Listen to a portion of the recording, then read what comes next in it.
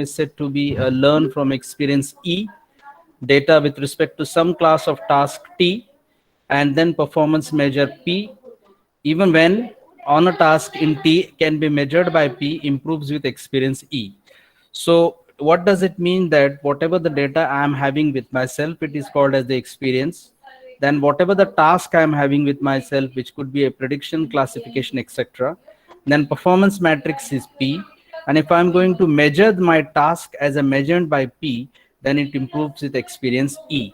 This is what the machine learning is said to be. So what we have seen in the last lecture, machine learning is also a subset of an artificial intelligence which focuses mainly on machine learning from their experience and make predictions based on the experience. So it does mean that as it gains the experience, it improves in the performances. And when it improves in the performances, it can make predictions based on its experiences. That's what the machine learning, what we have seen last time. So you remember this E for the experience data, task for T, performance P, and T can be measured by P improves with experience E. So that is all overall what machine learning is. This was the second slide we have seen. So this is a difference between the traditional programming language and the machine programming, learning programming. So what is the difference between traditional machine learning programming and your traditional programming? So when data and program is given as an input, you get an output in the traditional programming. But for the machine learning, we say that the data and output is given to the computer, and as the result, we get a program. So that was seen as an traditional and machine learning programming difference. This is what the learner is about. So we have seen this learner. So what is the learner is that it gets the data as an input, which is an experiences data. It has a background knowledge, obviously, and with the data in as an input and the background knowledge which is given to the learner, it produces models. This model is given to the reasoner, which is already having a specific task. So with the help of models and specific tasks, the program will be given as an output. So that is nothing but the answer or the performances. So how you create a learner is nothing but choosing the training experience, that is features of the domain, choose the target function that is to be learned, choose how to represent the target functions, that is class of functions, and choose a learning algorithms to interfere to infer the target functions. That is what we have learned about learner. So now next will be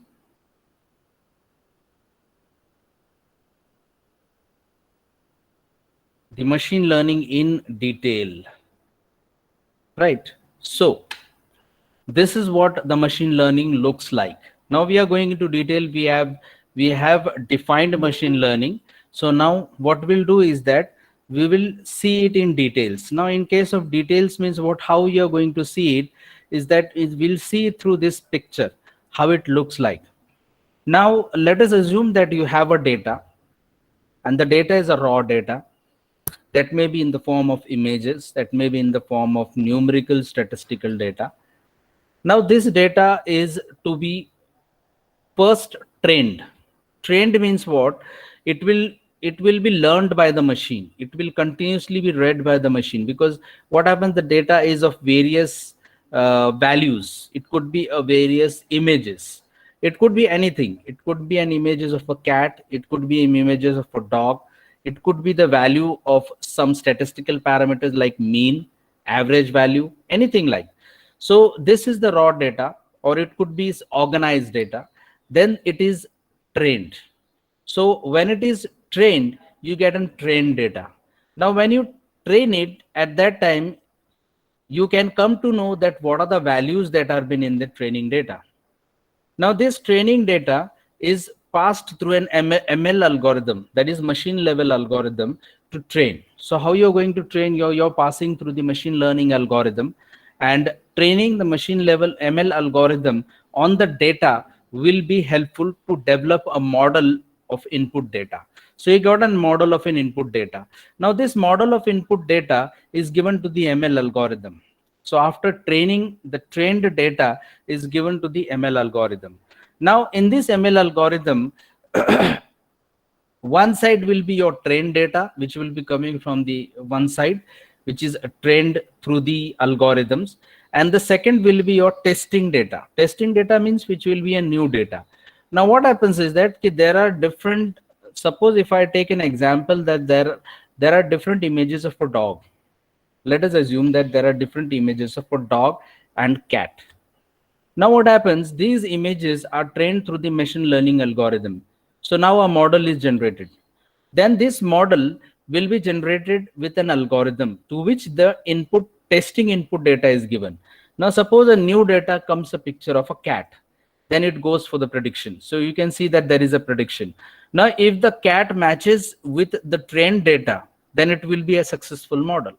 If the cat doesn't matches, suppose if there is a new data is a dog image. Now if the dog image comes to the machine algorithm, at that time the trained data and the test image data will be different, because you have trained the images of cat and now the new input image is of dog. So what will happen, the prediction will go back, and again instead of getting a successful model, it will be again, it will go to the training. So unless and until you find that the prediction is accurate, it will keep on testing the data.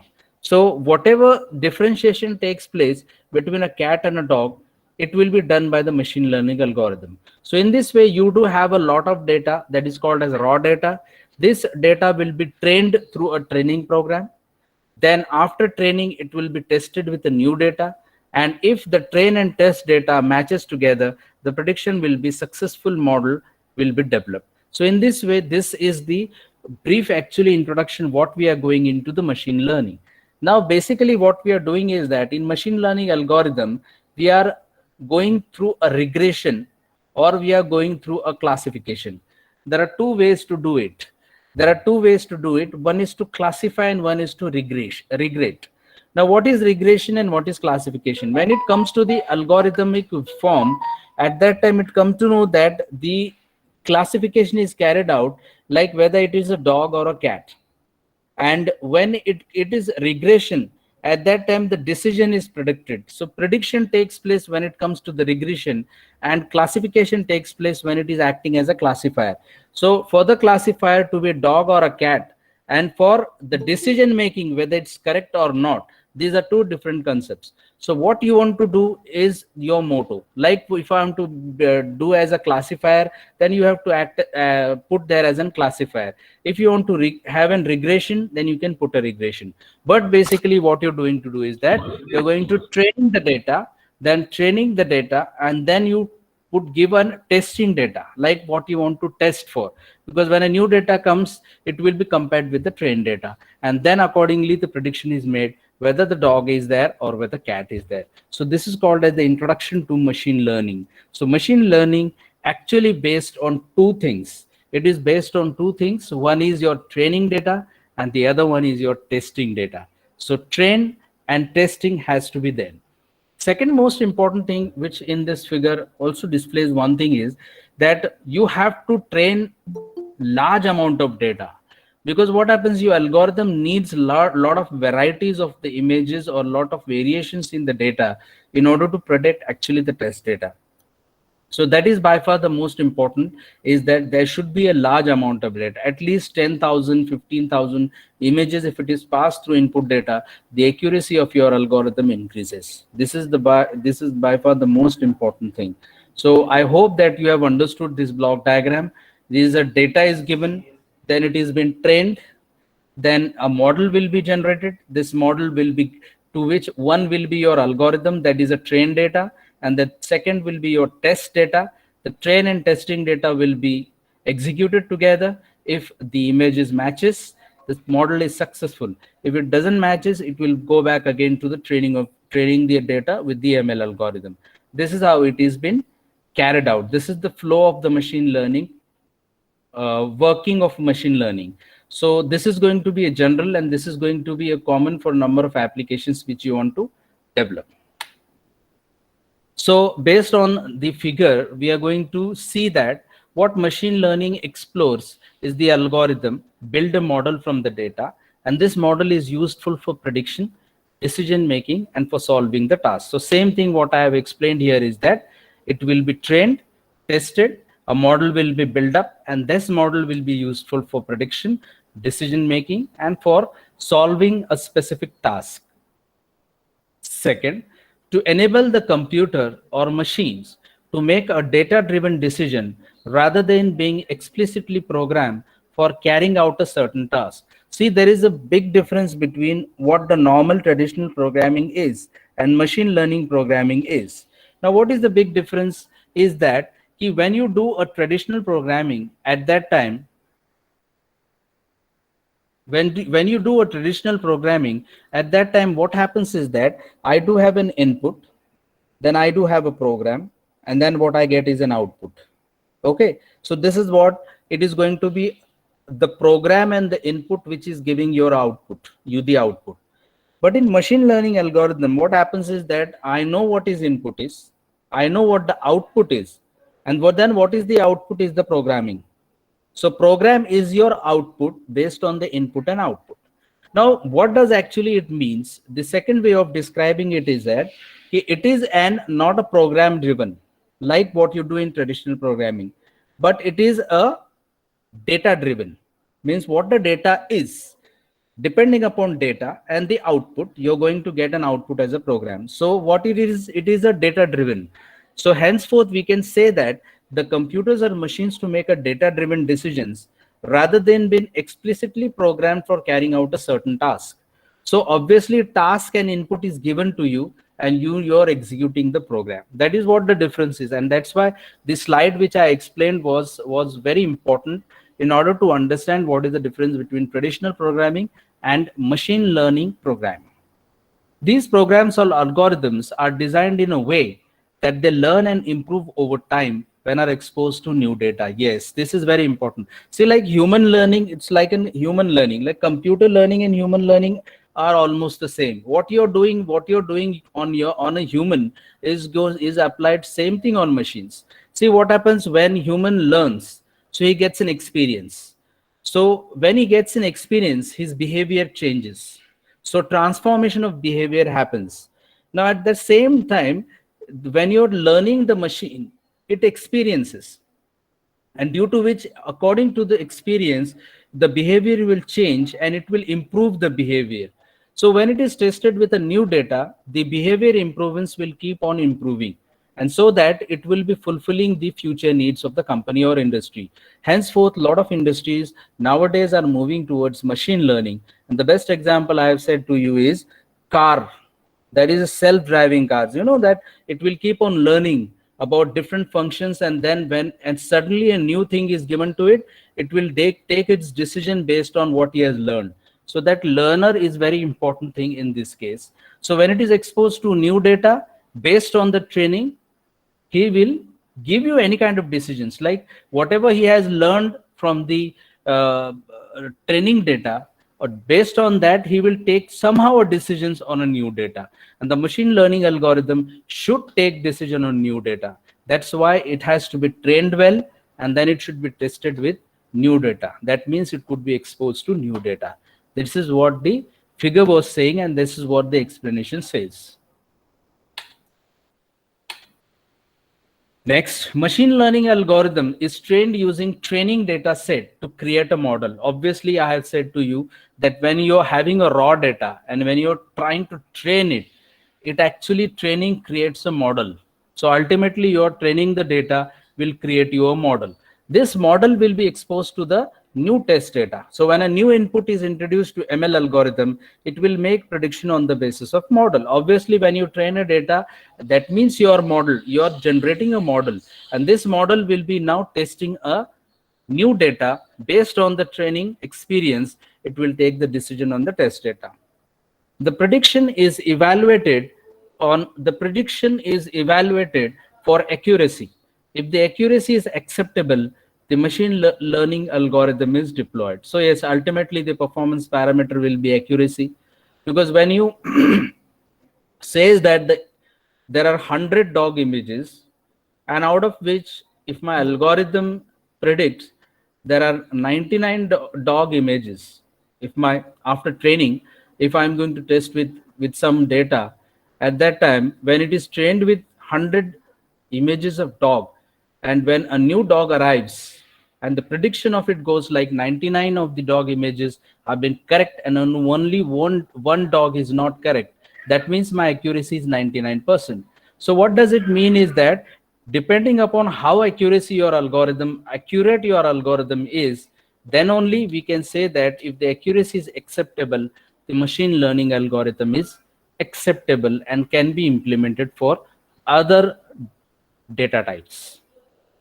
If the accuracy is not acceptable, then machine learning algorithm is trained again and again. So I have given you, see, in this figure, it's been said in this figure, the feedback is given. There is a feedback loop. So if it is not able to judge that whether the coming image is a dog or cat, and if it is not able to judge, then it has to be trained and trained again and again with an augmented training data set, right? So lots of images, when it is feeded with a lots of images, then the training goes to a particular level, and after that it now the model will be ready to test a new data. So henceforth it is also very important that the accuracy is the most important parameter. If the accuracy is acceptable, my machine learning algorithm is good. If it is not acceptable, my machine learning algorithm has to be trained again and again. Yes, are you understanding, students?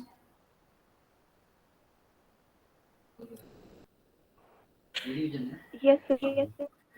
पक्का समझ में आ रहा है? Yes, पक्का समझ में आ रहा है क्या? हाँ बिल्कुल, मुझे वहां से प्लीज रिस्पॉन्स देते चलो. हाँ, other students also should give me the response, otherwise it will look like that I am a robot speaking something. It will be like, and I myself I will be myself treating as a machine learning then. Okay, so please give me response from the other side in between so that we can come to know, and I should also improve based on that. Okay, so this is what the figure was explaining and the data was explained to you. Now the next level of understanding the machine learning is to move towards the statistic. This is by far, I do feel, so the most important concept what we are going to see is the statistics. There are two types of things that can be taken into machine learning. One is the statistical parameters, that is called as the statistical learning. And the second one is the mathematical parameters. There are two types of things which we are going to study. One is your statistical parameters and the other one is your mathematical parameters. Now, what is the difference between these two? So if you're going to consider the statistics, at that time, it will be a formula based. Like imagine that it's a formula based. Sorry, mathematical will be a formula based and statistical will be like you want to change some formulas in order to predict the model in a better way. तो आप क्या करते हो कि statistical और mathematical ऐसा होता है कि मैथमेटिकल का फॉर्मूला होता है, सो डायरेक्टली आप क्या करते हो, उस फॉर्मूले को इमेज के ऊपर लगा देते हो या डेटा के ऊपर अप्लाई करते हो.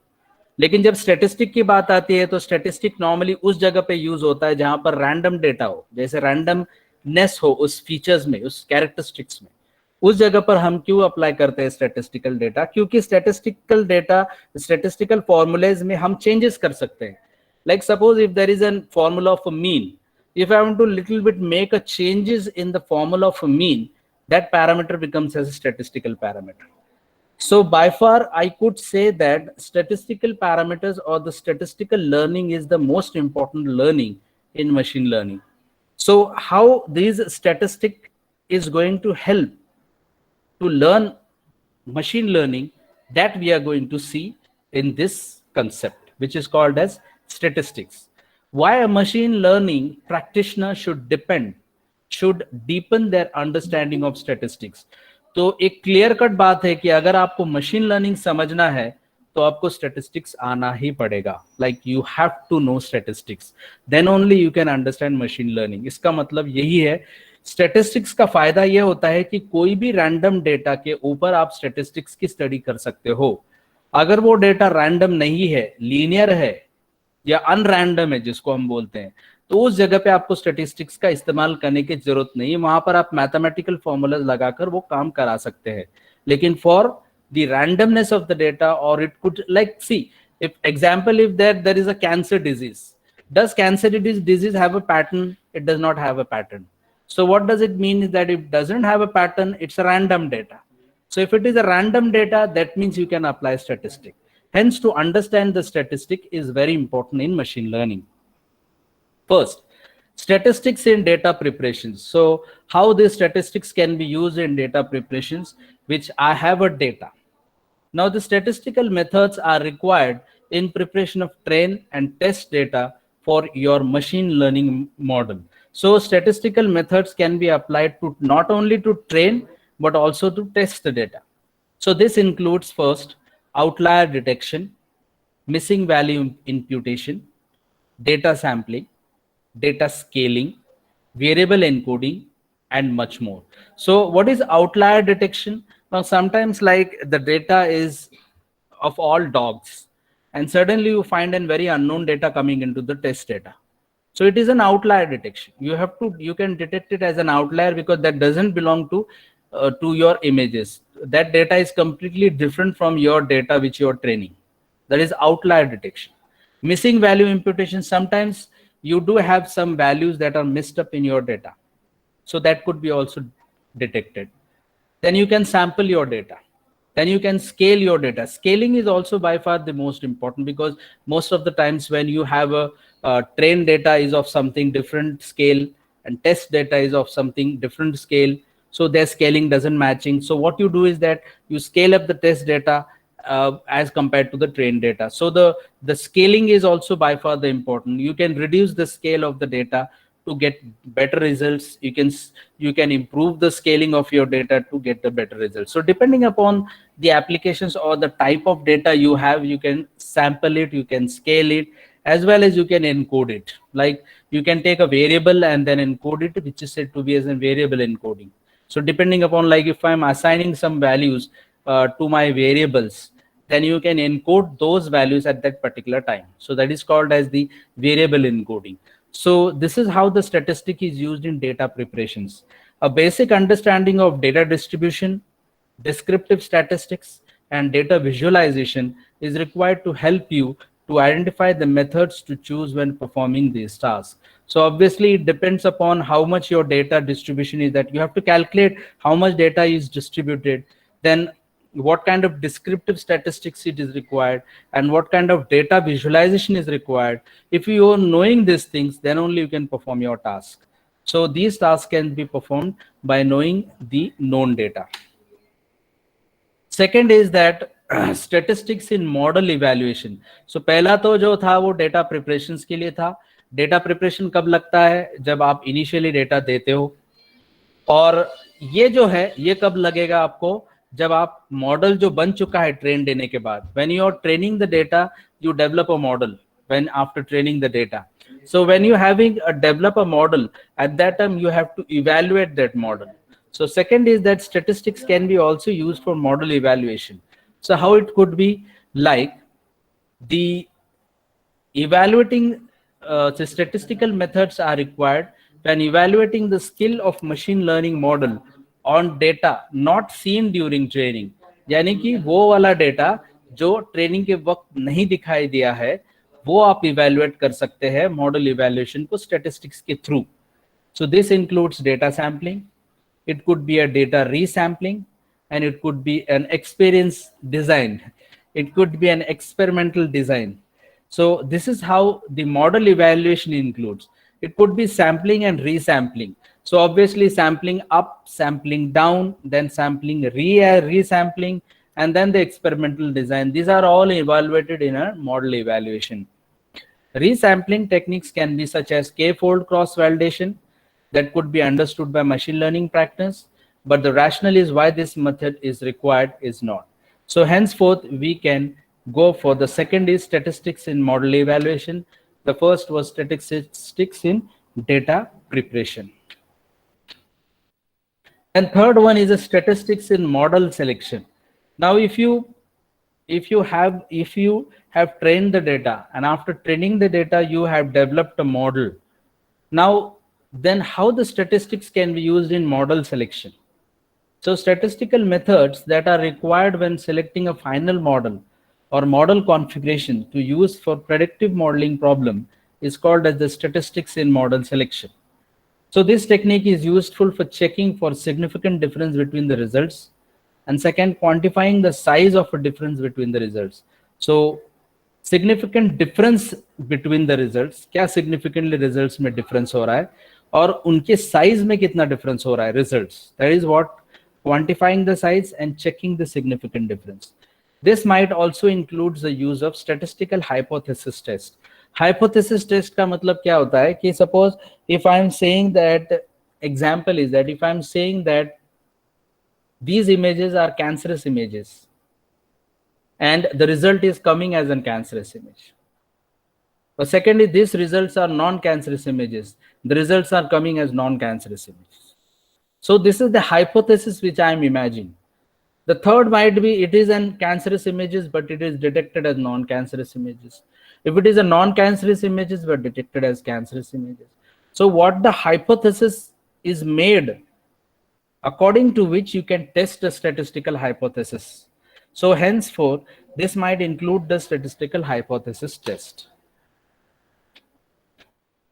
Then comes statistics in model presentation. Statistics in model presentations required when presenting the skill of a final model to the stakeholders. That means now my model is ready and can be implemented and can be given to the stakeholders. This technique includes summarizing the expected skill of model on average and quantifying the expected variability of the skill of the model in practice. That is, on an average my result has come, and quantifying the expected variability of the skill. This might include estimation statistics such as confidence intervals. Then comes statistics in prediction. So statistical methods are required when making a prediction with the finalist model on a new data. So अभी आप हमारा तैयार हो चुका है और वो जो मॉडल है वो अब प्रेजेंट भी हो चुका है. अब हम प्रिडिक्ट के लिए जा रहे हैं. तो जैसे ही हम प्रिडिक्ट के लिए जा रहे हैं, क्या हमारा आउटपुट न्यू डेटा के लिए काम कर रहा है, हमारा मॉडल काम कर रहा है या नहीं, ये देखना है हमको. So this technique includes quantifying the expected variability of the prediction. जो एक्सपेक्ट कर रहे हो आप प्रिडिक्ट होना चाहिए, उसकी चेकिंग करने का काम स्टैटिस्टिक्स इन प्रेडिक्शन करता है. Statistics is subfield of mathematics. It refers to collection of methods for working with data and using the data to answer the questions.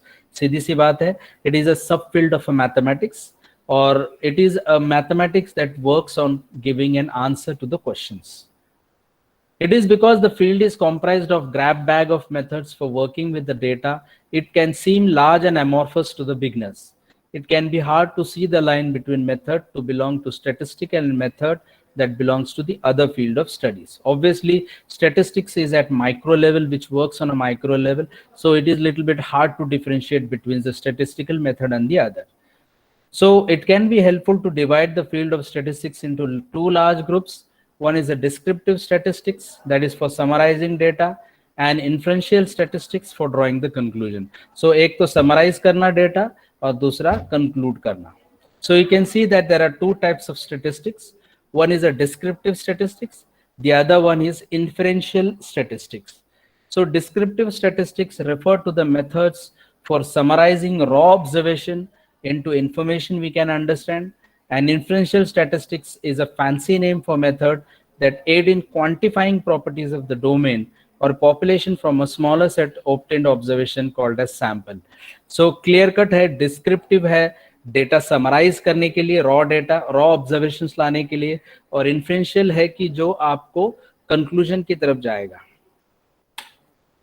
Then comes your Gaussian distribution and descriptive stats.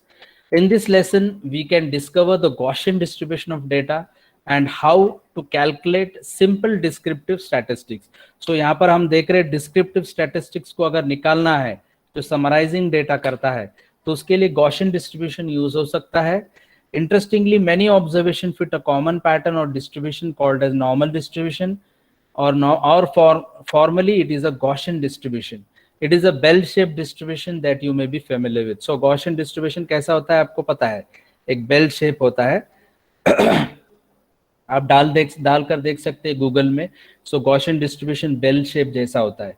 A lot is known about the Gaussian distribution and as such the whole subfield of statistic and statistical method that can be used with Gaussian data.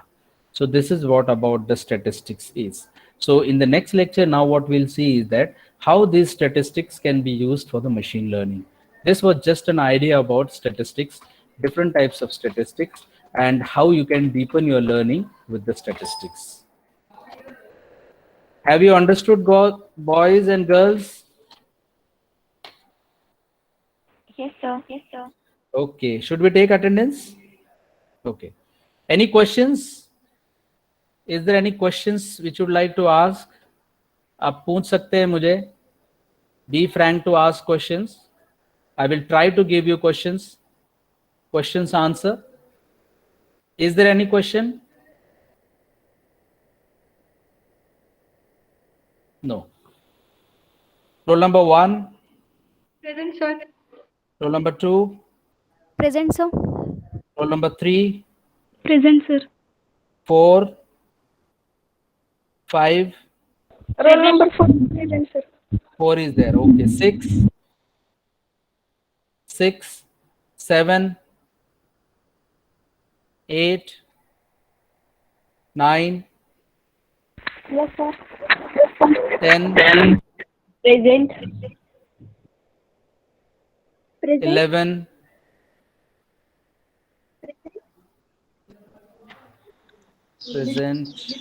12. Present. 13.